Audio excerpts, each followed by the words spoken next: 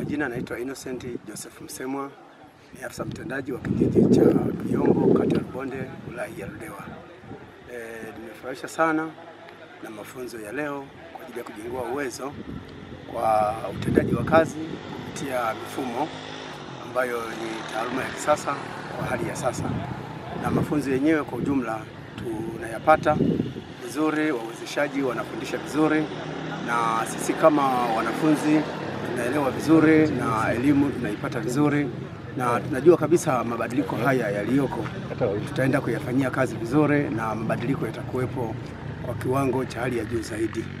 Kwa hiyo kwa hali ya sasa tulipofikia, tumefahamu vya kutosha na tunaendelea kupata semina hii hadi hapo kesho tarehe ya siku ya pili.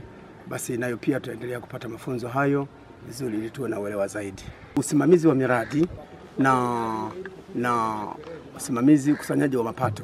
Kwa ujumla, mkurugenzi mtendaji wa wilaya yetu alitusisitiza vizuri sana, akidai kwamba katika utendaji kazi kuu katika utendaji ni usimamizi wa miradi, lakini pia utendaji wetu ukuu katika kazi zetu ni pamoja na ukusanyaji wa mapato ambayo ni uhai wa halmashauri yetu ya wilaya.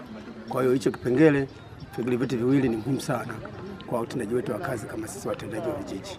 Tunashukuru sana kwa msitizo huu, na sisi kama watendaji tunaenda kufanyia kazi kwa kina zaidi, na mabadiliko ya mapato na usimamizi wa miradi utakuwa kwa ufanisi zaidi.